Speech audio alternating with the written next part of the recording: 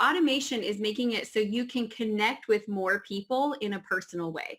And that's where I think people get lost is they try to replace the personal connection with automation. And that's really not what it is. What automation should do is should help you in being able to connect with more people. Welcome to the My Future Business Show, where we get you in front of your best audience and keep you there. Not only are we interviewing the biggest names in business to help you become even more successful, we're inviting you to book your spot on the show to help you grow your business. So at the end of the call, make sure you fill in the interview application form at myfuturebusiness.com/interviews. Hi, and welcome back to the My Future Business Show. My name's Rick Nuske. I'm the host, and I'm on the line with Amy Walker. How are you, Amy? I'm good, Rick. Thanks so much for having me. Yeah, we were just talking about your previous experiences with podcasting. You had your own show at some stage there? I did. I had a radio show on iHeartRadio for several years. It was the W4WN network, which was Women for Women. And it was great. I did it for a couple of years and then just got to the point where I was like, we got a lot of other things going on and it's time to table that. But I do love having these conversations with other entrepreneurs. Well, look, we were talking about this before and I'm looking through your bio and some of the reviews that you've had are just incredible. And we're going to be exploring some of those areas. We're going to deep dive into some things to do with business, time management, productivity, balancing your business and your life. And there's another one I'd like to add to the fray. It's about providing that little bit of entertainment value as a keynote speaker. Now, I wonder if we should start with that because some of your reviews have talked about how they love how you bring the entertainment factor to your keynote presentations. Yeah, what's funny is I am not funny in real life. Like my husband is the one that's funny. He can get my boys laughing so hard, and I try to make a joke, and they just look at me like, "Mom, that's not really funny." That's lame, Mom. Something about the energy of a crowd that when you get up on stage and you get to share stories, and like for example, when I'm training on sales, I'll tell this story about the first time that I tried to do any kind of cold prospecting. I was talking to a woman and she thought I was hitting on her and asking her on a date. And so I do that whole story and I tell that. And, there's something about the energy of a room that makes me funnier than I actually am in real life. Because when people meet me on stage, they're like, "You're so funny." But when they meet me in real life, they never say that. Yeah, well, there needs to be that balance, I think, that bit of personality in a business. How important do you think, having that level of personality is for success in business? I feel like now it's essential because we spend so much of our brand is, people expect it. They expect to have a personality behind the brand. They expect to have access to the CEO. In fact, I was just at a business conference and they were talking about how when you have a business and their CEO is active on the platform, that the company as a whole will get more visibility and more engagement because people want to go and see that there's a personality behind it. And, people are watching, they're connecting with you on Instagram or on YouTube. And we really kind of, and in my space too, where I'm a business consultant, people want to have more than just information. If all they needed was information, they can go and Google pretty much anything they want to. Yes. They want a person that comes with that. They want a personality. They want a connection, a relationship. So I think for those of us who maybe have been trying to grow a brand and a business while not being real personally visible, I think you have to get over it a little bit. Yeah. Not that you have to cross any personal boundaries. Like, for example, I don't really show my kids a lot, which is a huge part of my life because truthfully, they're all boys and they hate when I pull out the camera. So, but we can have boundaries, but I think we do have to find a way to be able to share our story and build a personal connection with our audience. Yeah, that's that whole personality marketing idea, isn't it? As opposed to just having a system that automates this whole experience for a customer. And I guess that's a really good starting point for the call, really, in terms of the Amy Walker consulting business. This idea of person-to-person marketing, how do you integrate that in your day-to-day consulting business? What does it look like? Well, it's interesting because I feel like automation is great. So we actually automate a lot, but what you're automating is the automation is making it so you can connect with more people in a personal way. Yeah. And that's where I think people get lost is they try to replace the personal connection with automation. And that's really not what it is. What automation should do is should help you in being able to connect with more people. So for example, we have a YouTube channel, and if you go and check me out on YouTube, I post once a week, and it's a balance of, business tips, like we'll do marketing hacks, or we'll do LinkedIn hacks, or time management hacks, or how to balance your family and mindset tips. And so in those videos, they get a feel for me because I get to be really personal. So it's a way that I'll have people reach out, and the first time we meet, this is what I love. The first time I meet someone in person, we already feel like we know each other. Yes. Because we've been connecting and we've been communicating online. And so I'll say things, they'll be like, oh, it's so nice to meet you in person. And I'll say, have we never met in person? I feel like we have, because we've been communicating and we've been having conversations, and I know who you are and you know who I am. Yes. But that tool of being able to make a video and have, 1,000 people watch it, and then these people feel like they know me and they're connected to me, and then they make comments and I engage back with them. So I think it's the, creating great content that is personal and is engaging. And then also on the flip side of that, you have to get on Engage. I don't think it's working anymore just to be the person who just pumps out content and never comes back through to talk to the people that are consuming the content. There is obviously so many places that we could take this call today. I really want to talk about, because we know that the My Future Business audience are, startup entrepreneurs, small to medium sized existing business owners. Many of them are also parents. I'd love to talk about balancing your business, especially in the earlier days. How did you go about balancing time and the needs of the business with those two very important aspects of your life? So that is a really good story, because I started my company when I was 6 weeks away from giving birth to my 5th son. Wow. These are true stats. So I was ginormously pregnant, seriously looking forward to maternity leave, and all of a sudden got that, divine inspiration that I was supposed to start my business. And I was like, what? Now? I'm supposed to go on maternity leave. I'm not supposed to be starting a business. Worst timing ever. But it was great and it was wonderful. And, I look back, and that first year is a little bit of a blur. And I always tell my clients the first year is just intense, because you're building something from nothing. So for our new and emerging entrepreneurs, what I will tell you is that there are some entrepreneurs who repeat their first year for 5 years in a row. They never build the systems. They never pay the price. They dabble. And so they feel the pain of that first year for multiple years in a row. Whereas what I did is I honestly was too busy with my family to mess around at all. Yep. And so my schedule went something like this. I was up at about 5:30 or 6 in the morning. I tried to sneak in a little bit of work before I got my kids up. Then I got my kids up, got them off to school. And then I came home, and I had somebody in the house who could help watch my newborn and my 18-month-old. And then they'd bring the baby into me when the baby was hungry, and then I'd pass the baby back. And then I would pick up the boys from school at 3. And from 3 until 8 o'clock, I didn't do any work. It was just dinner and kids and trying to keep the house from looking like an explosion had just gone off. Sounds like our house. A bunch of little boys. So it was a lot of breaking up sword fights and lightsabers. So, we did that. And then at 8 o'clock, I would try to get the kids in bed. But, when you have newborns, they do not always comply with your schedule. No. And so I would do the best that I could. And I would go to bed around 11, and then I would do my, my late night feedings and being up with the baby. And then I would start it all over again. And it was a lot of work. But what I really focused on that year is I thought, okay, if I can get 3 things working this year, that's going to be good. It was marketing, it was sales, and it was building systems. And the fun part was that was really all it took to build to 6 figures. I think sometimes people think it's more complicated and harder than it really is, but it was every single month I was marketing and we had leads coming in. Every single week I was calling all of the leads. Every lead we got in, I got on the phone with them. And then we were building systems as we went. And what happened was that first year, I really felt like a workhorse. Like I felt like I had my head down and I was like plowing through.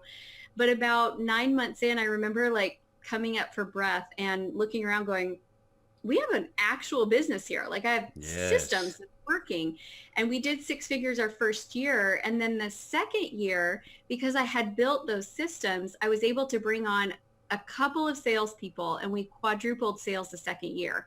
But if we hadn't had the systems, I wouldn't have been able to bring on the salespeople. So I Yeah. think, we look at time management, and is it hard? Yeah, especially in the beginning, because you have to build something from nothing. It is challenging. But what I will say to all of our new and emerging entrepreneurs is it's so worth just giving that 1 year of hard work. And honestly, I was afraid to pay that price. I was afraid that it would be too much for my family, but they don't even remember it. They honestly don't. No. They remember that now both of their parents are home, and that we go to like all their stuff, and that we go on vacations, and they remember that now because we made that 1 year sacrifice.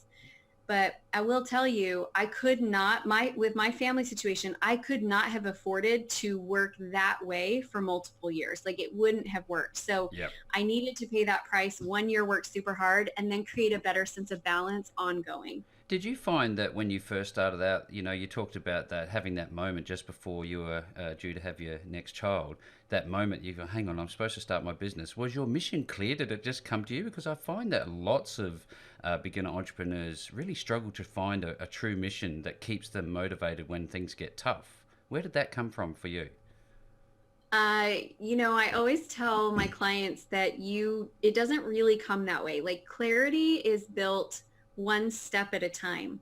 So I had the clarity that I was supposed to start my own business, but truthfully, I didn't even know what it was going to be. I launched two companies at the same time, thinking one of them will work out. And it did, one of them didn't, one of them did. And so I knew it was time for me to go out on my own. And it was scary, and there was a lot of uncertainty with it. But I didn't really know. In fact, my first year in business, my brand was Amywalker Consulting, balancing business and family. And I attracted in all of these mompreneurs Mm-hmm. who wanted to just do a little business on the side.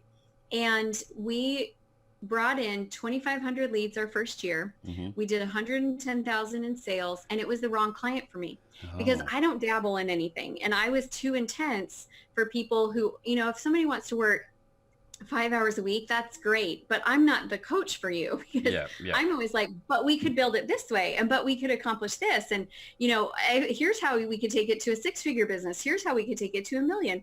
And they're thinking, I want $250 so that I can not have to tell my husband when I go shopping. And so Yes. we were a mismatch. But here's the win in it. I didn't know who I wanted to work with until I experienced working with people who, while I loved them, they were not exactly the right fit for me. Yeah. So the clarity comes through the doing. And it doesn't happen all as one, big epiphany. It just, you get moments of clarity and you move forward with them.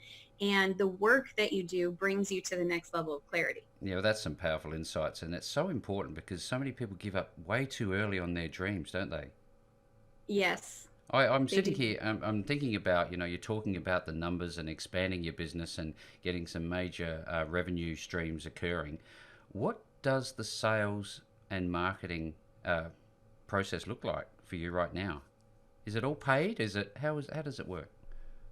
So I have always gotten my best return on results from marketing that is a little bit scrappy.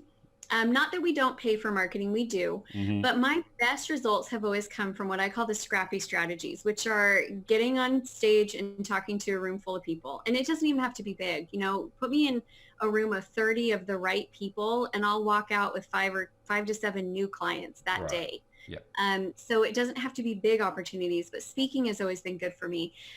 Doing things like this podcast interview, hopefully some of your listeners will say, I want to know more about what Amy's got going on, and they'll Mm-hmm. connect. Mm-hmm.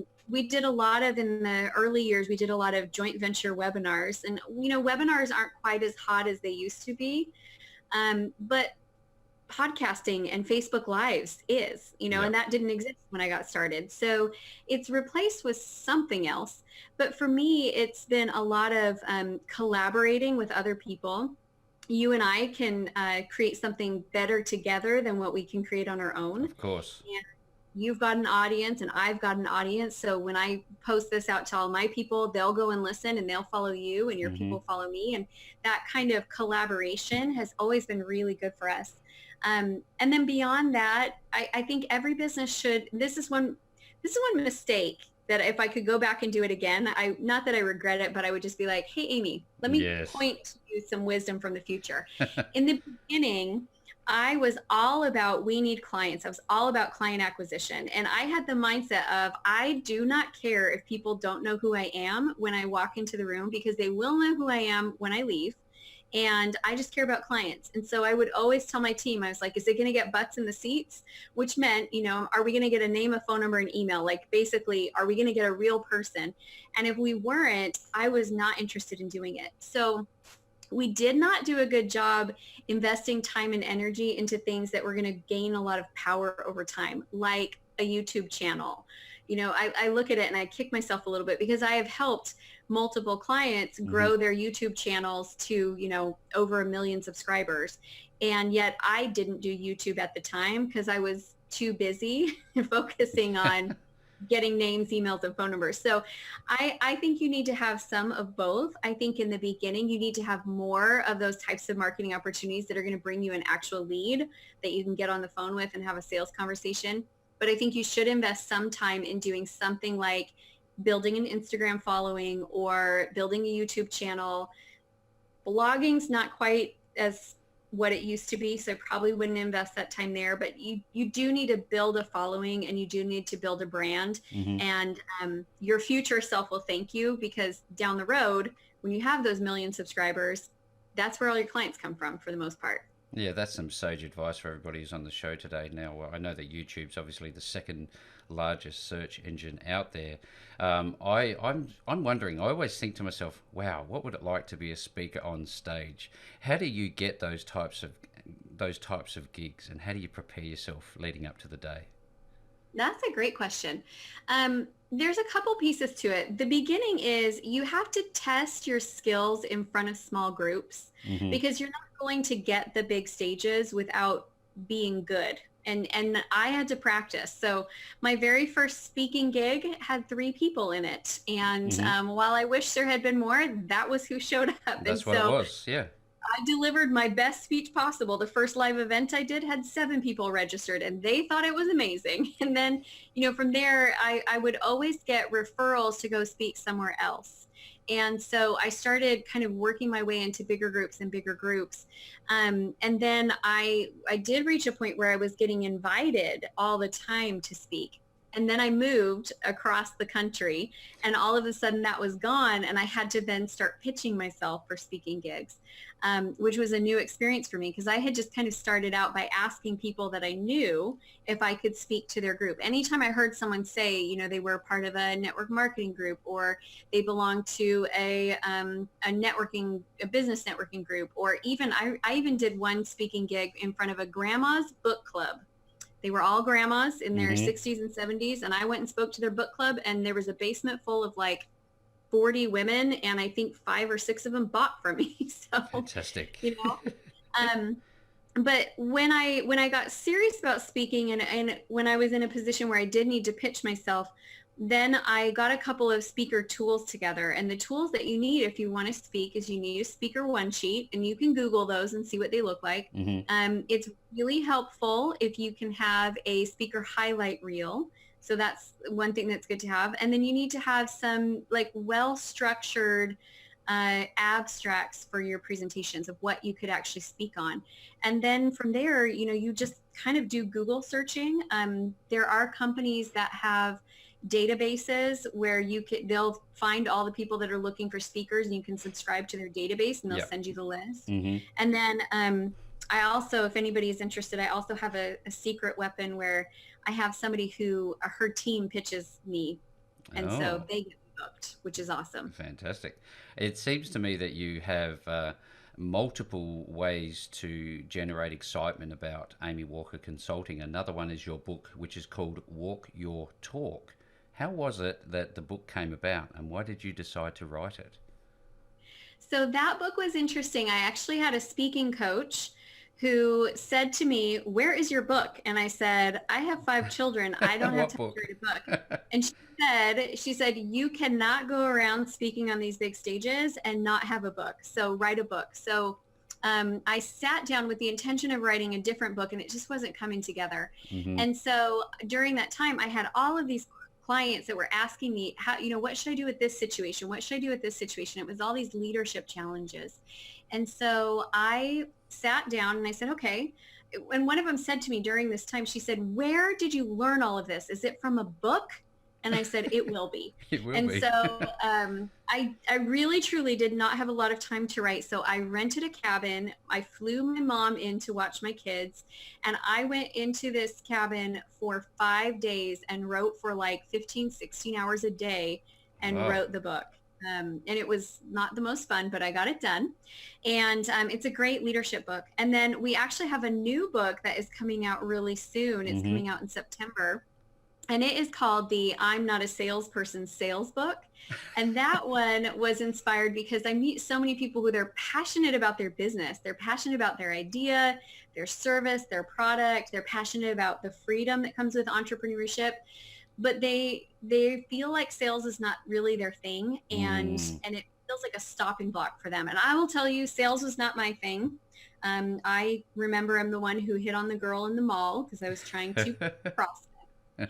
So sales was not my thing either, but I've learned, and now sales is really comfortable for me, and I'm very comfortable closing big deals. So it can be your thing if you'll just learn the skills for it. This comes back down to the value proposition. In your mind, your mindset, I think, would have been important to get over that hurdle of, hey, look, I'm not actually hitting onto this person. This is actually how am I going to add value to your life? What importance do you give to mindset, and how do you hone it if you're not all that good at it? Well, it takes work. It's like a muscle. And a lot of us did not grow up in households where we were taught about mindset. I sure didn't. My Mm. dad is an engineer, and um, I was the first girl in my family to graduate from college. All of the women in my family got married really young, started having babies, Mm-hmm. and stayed home. And so this whole world of entrepreneurship for me was so far outside of my comfort zone. And for years, actually, as an early entrepreneur, I tried really hard to do business with having a broken mindset. I had an employee mindset, but Yeah. here I am, a business owner. And it was a struggle. I really did struggle my first, I don't know, probably I started my first business when I was 22. I would say my first 10 years were very challenging. And then I got plugged in with some great mindset teachers, and I started learning. I honestly felt like this whole new world was opening up for me, and a new language, the law of attraction. I'd never heard of that before. Mm-hmm. Scarcity. Never heard of that before. I had it, but I'd never heard of it before. Yeah. And so all of these tools were opening up to me, and I worked on my mindset for probably 3 years very intensely. Yes. And during that time, I experienced rapid growth in my ability to produce results. It was amazing how, things like I had always viewed money as the bad guy, that, Mm-hmm. Mm-hmm. I'd love to help these people, but if it wasn't for money, I'd be able to help them all. Well, that's not, I was putting money as the wall and the barrier between me and the Yes. client. When I worked on my relationship with money and understanding that money is a resource, and that I wanted to be friends with money and have money be on my side, all of a sudden I could close more consistently, and I was closing bigger deals, and I was able to ask for and receive a higher sum for my services. So, it definitely took some time. And I will say to all the new entrepreneurs, there's an author, she's wonderful. Her name's Leslie Householder, and we've partnered together on some things. And she has two really great books on mindset. Mm-hmm. One is called The Jackrabbit Factor, and one is called Portal to Genius. And Leslie and I were speaking at an event together one time, and she said this on stage, and I thought it was so brilliant. She said, people think that success mindset is just like, 2 or 3 pieces. She said, you need to think of it like everybody has one of those combination locks. And some people might only have 4 things that they need to get dialed in, and then success opens for them, and money and financial freedom opens. Mm-hmm. And she said, my lock had probably 58 different little pieces that I Ah, had to yes. put into place. So it took me longer. But I still got there in the end. And I could so relate to that because as I was going through it as a new entrepreneur, I kept thinking, why is this happening so much faster for everybody else? Why do I work harder and get less to show for it? But what I will tell you is I would go through those first 10 hard years again in a heartbeat, because everything that's come after has been so worth it and so amazing. So when people are, a year in or 2 years in and it's bad and Yep. business is not good and they're thinking, why in the world am I doing this? Keep going, like give Yes. it 8 more and see where you're at. And you will probably think this is the best decision I ever made to stick this out. And one of the things that came to my mind is mentorship and finding somebody who has already walked the path before you. What is your view on seeking a mentor? I almost always have one. Hmm. So, and I do say almost always because I want a caveat in this as well. I get a mentor and I find one. For me, finding the right mentor, I have a couple of criteria. They have to have done what I'm trying to accomplish in a way that I'm willing to do it, and they have to truly want me to succeed. Yep. I have come across mentors in the past where when you start to get successful, it's threatening to them. So I need to know that I can work with somebody that if I get bigger than them, they're going to be super happy about it. Hmm. So that's my qualifications. And I've had a lot of really amazing mentors. One of the things that I found when I hit, when was it? 2014, 2015. Hmm. Literally accomplished every goal that I had set for myself in my life, which tells you that I didn't have big enough dreams, big enough. And I remember thinking like, okay, well, what comes next? And so I was like hoarding mentors. I think I worked with 3 different high-level mentors that year. And I did get to a point where I felt like I heard everybody else's voices in my mind, but I had lost sight of my voice and what I really Ah, wanted and what I desired. And so I do think that there are seasons where it's important that you take time to really reevaluate where you're going and what you want and what's important for you. But when you're in a season of, really needing growth and new strategies and new ideas and mhm. someone that will push you and help you reach that next level, every time I hire a new mentor, my husband jokes, he's like, another one? Yeah. Yes, Yes. absolutely yes. Well, Another one. education is ongoing. And speaking of working with wonderful people who can take you to the next level, where are people going to go if they want to work with you? I'm going to actually send you to a website called salesaremything.com, salesaremything.com, because if you go there, you can get a book. I know we've talked a lot about sales today. You can get a free ebook that will help build your sales confidence. But also, so it's got some of those mindset tools, but also I will give you a free copy, a free digital copy of my new sales book when it launches in September. So it's really close, right around the corner. And if you'll go check that out, you can get 2 for 1. So you'll get the ebook copy and then you'll get the actual digital download of the I'm Not a Salesperson sales book. That's wonderful. Thank you so much for offering that. And anybody who's been on the call today, obviously some sage insights, good advice, sound advice. And if you're looking to work with Amy, reach out via that URL, which I'll make available below this post. Amy, it's been such a wonderful treat spending some time with you on the My Future Business show today. Thank you so much for having me. I've thoroughly enjoyed it. Thanks for joining us today. If you enjoyed the call, then make sure to subscribe, leave a comment, share us with your friends, and book your spot on the show at myfuturebusiness.com/interviews. And if you're looking for solutions that will help grow your business, then visit myfuturebusiness.com/shop.